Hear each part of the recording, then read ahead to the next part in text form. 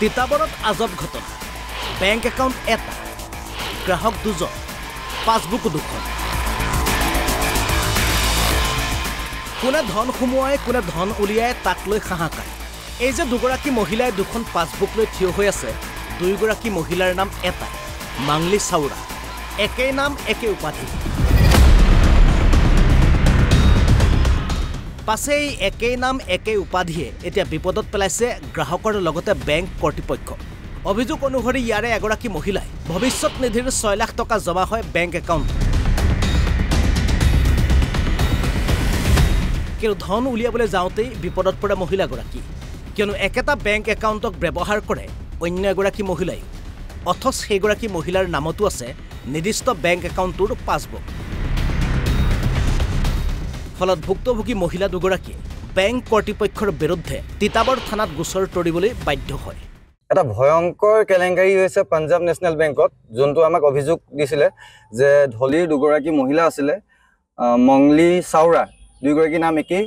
আৰু তেখেতলোকৰ একাউণ্ট নম্বৰো একেটাই মানে যোনে জমা কৰে পইচাটো সেই একেটা একাউণ্টতে সোমায় আৰু যোনে তোনে সেইটো বস্তু উইথড্ৰ কৰিব পাৰে কিন্তু তেখেতলোকে আধাৰ কাৰ্ড আৰু পান কাৰ্ড সকলো জমা দিছিলে বেংকত কিন্তু তাৰ পিছতো কেনেকৈ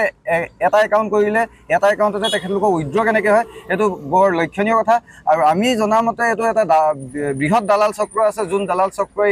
ইয়াৰ পইচাটো আত্মসাৎ কৰিবলৈ লৈছে যিহেতু এগৰাকী মহিলাৰ প্ৰায় 6 লাখ টকা পইচা তাত সোমাইছে গতিকে আমি এতিয়া স্পষ্ট ভাষাৰে জনাব বিচাৰোঁ যে যি বেংকৰ মেনেজাৰ আছে বেংকৰ কৰ্তৃপক্ষ আছে আৰু বেংকৰ যোনকেইজন কৰ্মচাৰী আছে যোনকেইজনে ইয়াৰ আত্মসাৎ কৰিলে আৰু দালাল চক্ৰৰ লগত মিলি পিনি এই ক্ষেত্ৰত এনেকুৱা ভূমিকা পালন কৰিলে তেখেতলোকৰ ওপৰত শাস্তিমূলক বিহিত ব্যৱস্থা গ্ৰহণ কৰিব লাগে আৰু ইয়াৰ কাৰণে আমি বৰ্তমান তিতাবৰ প্ৰশাসনক এখন এজাহাৰ দিবলৈ প্ৰস্তুত চলাই আছোঁ তিতাবৰৰ পৰা চন্দন কলিতাৰ ৰিপৰ্ট NB নিউজ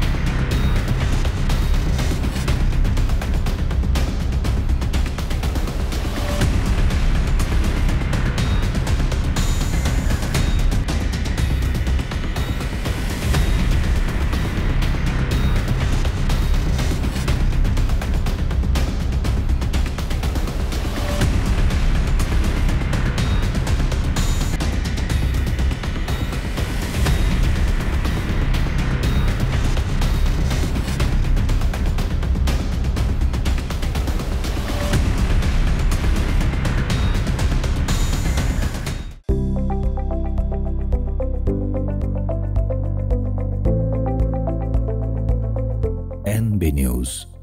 সহজ সৰল ভাষাত নৱভাৰতৰ কথা